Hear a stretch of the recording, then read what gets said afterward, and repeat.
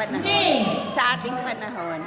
Mula sa paghahari ng ating Panginoon, papayang tungkol Sa bagong sa pananala ng paghahari ng Diyos. ng Diyos Sa ating sa ating panahon, sa nababagong panahon ni Gina Connie